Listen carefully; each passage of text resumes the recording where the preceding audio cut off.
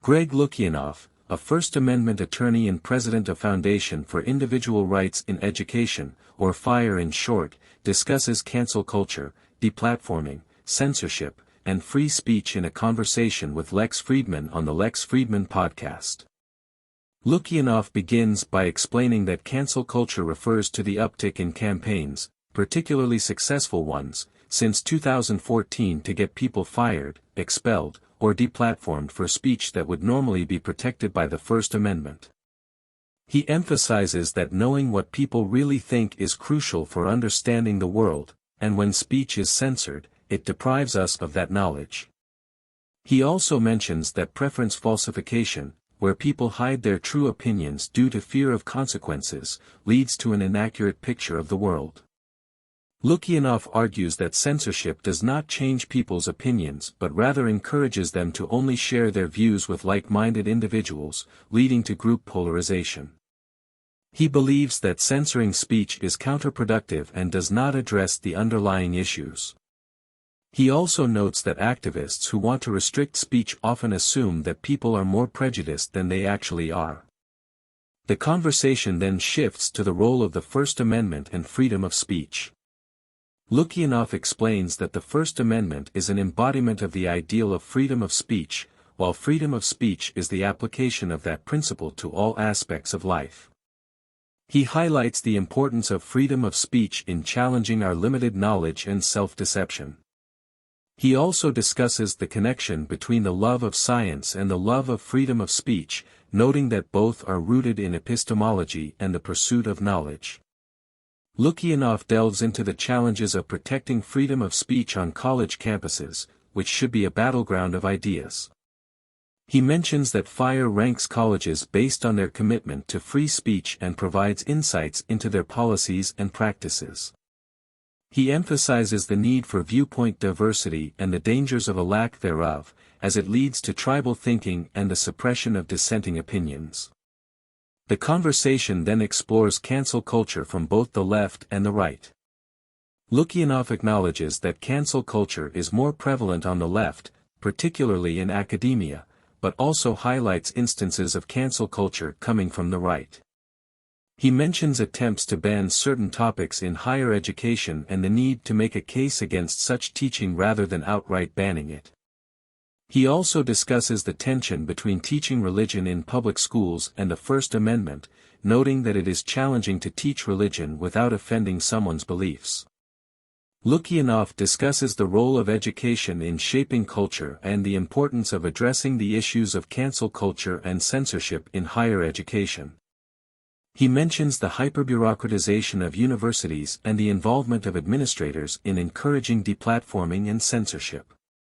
He argues that investigations should focus on whether administrators facilitated or stopped these disruptions. The conversation continues with a discussion of FIRE's college free speech rankings. Lukianoff explains that the rankings assess colleges based on their policies, instances of deplatforming, and student perspectives on freedom of speech. He highlights the top-ranked schools, such as Michigan Technological University and Auburn University, and the bottom-ranked schools, including Harvard and Georgetown University. He emphasizes the need to push back against deplatforming and the involvement of administrators in creating these problems. Lukianoff continues by addressing the issue of hyper-bureaucratization in higher education and how it contributes to the problems of cancel culture. He suggests that reducing the size of administration could help alleviate this issue. However, he also notes that faculty members can also be perpetrators of cancel culture, as seen in the increasing number of professors demanding their colleagues be punished or fired. The conversation then turns to the rise of cancel culture and the attempts to get professors fired. Lukianoff highlights that these attempts were initially led by administrators but have increasingly been driven by students and fellow professors. He expresses disappointment in the lack of integrity among some professors who publicly sign petitions to get their colleagues fired while privately expressing sympathy for them. They discuss the importance of integrity and the need for more individuals, both faculty and administrators, to stand up for freedom of speech. Lukianoff emphasizes that there is a hunger for this kind of leadership and that universities should make clear declarations valuing freedom of expression. They also touch on the role of social media in shaping public discourse and the need for better incentives to promote high-quality debate. Lukianoff suggests that individuals who engage in rigorous, well-reasoned arguments should be rewarded, regardless of their ideological stance. The conversation then shifts to Lukianoff and Ricky Schlater's book, The Coddling of the American Mind, which explores the impact of cancel culture and offers solutions to fix it. They discuss the concept of rhetorical fortresses, which are tactics used to avoid engaging with opposing arguments. Lukianoff highlights the tactic of whataboutism, where individuals deflect criticism by bringing up the alleged wrongdoing of the other side. They also discuss the tactics of strawmanning and steelmanning, which involve misrepresenting or accurately representing the opposing perspective, respectively. Lukianoff explains that these tactics can hinder the pursuit of truth and waste time by focusing on destroying opponents rather than engaging in meaningful debate.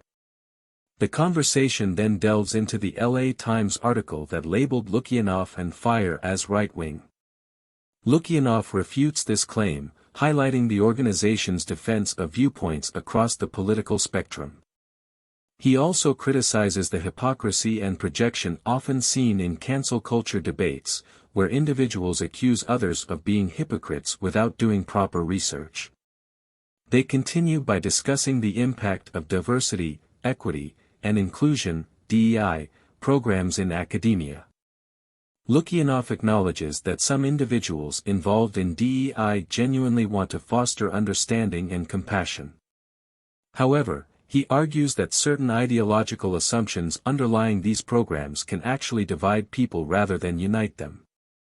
Lukianoff emphasizes the need for more socioeconomic diversity in higher education and criticizes the implementation of DEI statements as a political litmus test. He argues that these statements effectively eliminate individuals based on their political beliefs and hinder the pursuit of true diversity of thought. Lukianoff continues by discussing the concept of cancel culture and its impact on free speech. He explains that cancel culture is a form of social punishment where individuals are ostracized or boycotted for expressing unpopular or controversial opinions.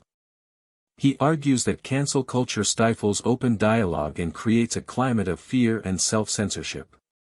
The conversation then shifts to the topic of deplatforming, which refers to the removal of individuals or groups from online platforms.